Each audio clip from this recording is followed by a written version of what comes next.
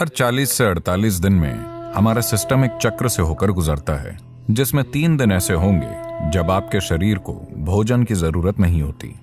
अगर आप शरीर को ये छुट्टी देते हैं तो ये आपकी सेहत के लिए और आपके शरीर के काम करने के तरीके के लिए बहुत अच्छा है। यह आपको अनुभव और जीवन के बिल्कुल अलग आयामों में ले जा सकता है।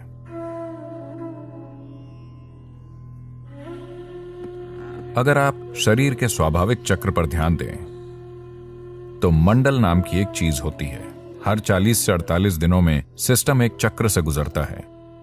ऐसे हर चक्र में, प्रत्येक चक्र में 3 दिन ऐसे होते हैं जब आपके शरीर को भोजन की जरूरत नहीं होती।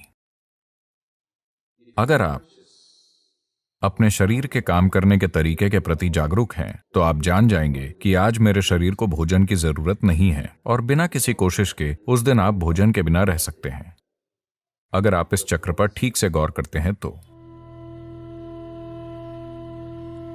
अगर यह जागरूकता मौजूद नहीं है कि वो कौन सा दिन है, तो उसके लिए भारत में एक दिन तय किया गया है जिसे एकादशी कहते हैं। इसका मतलब है पूर्णिमा से 4 दिन पहले और अमावस्या से 4 दिन पहले लोग खाना नहीं खाते। वो सुबह उठते हैं, कोई नाश्ता नहीं, कोई लंच नहीं, सूरज डूबने के बाद ही वो एक बार भोजन करते हैं। इसका उद्देश्य है सिस्टम को अपना तालमेल ठीक करने की अनुमति देना। अगर आप ये छुट्टी देते हैं तो यह आपकी सेहत के लिए और आपके शरीर के काम करने के तरीके के लिए बहुत अच्छा होगा, क्योंकि खुद को ठीक करने के लिए सिस्टम को वो समय चाहिए। हर दिन भोजन, ये शरीर के लिए बहुत मेहनत का काम है। इसे थोड़ी छुट्टी दीजिए। अगर आप उपवास नहीं कर पा रहे तो एक दिन आप कुछ हल्का ले सकते हैं, शायद सिर्फ फलों का रस या कुछ और जो सिस्टम के संभालने के लिए ज्यादा हल्का है। निश्चित रूप से आपका शरीर बहुत आभारी होगा। हाँ, हर दिन इसे पके हुए भोजन से लादना अच्छी बात नहीं है। तो इसका आध्यात्मिक महत्व क्या है?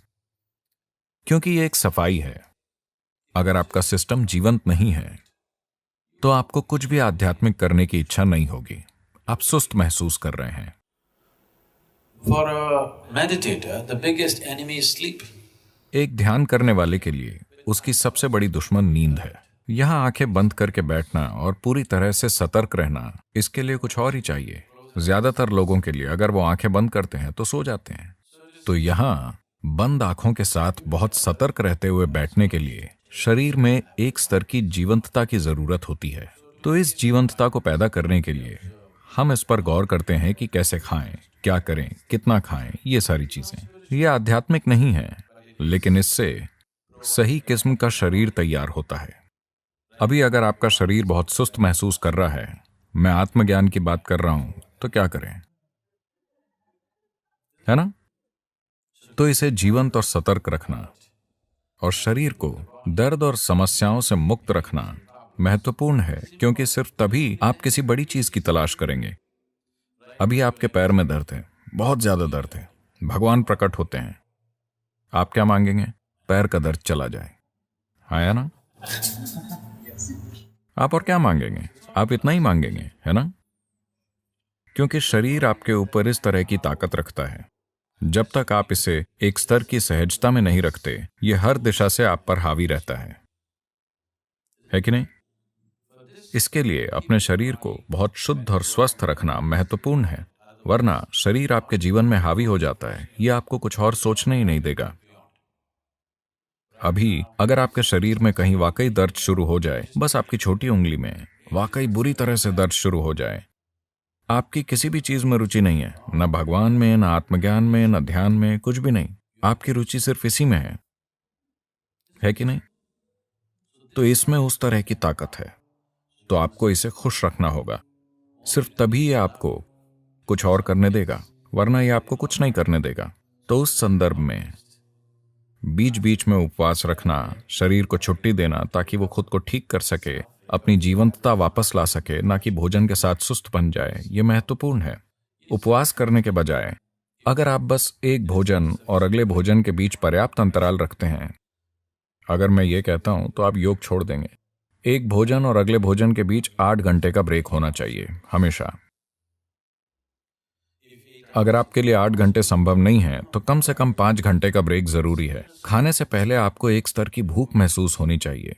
भूख लगने से पहले अगर आप सिस्टम में भोजन डालते हैं तो सिस्टम सुस्त बन जाएगा, यह जीवंतता को नहीं जानेगा। जब मैं कहता हूं जीवंतता, तो मैं बस आपके अभी जागे हुए होने की बात नहीं कर रहा हूं।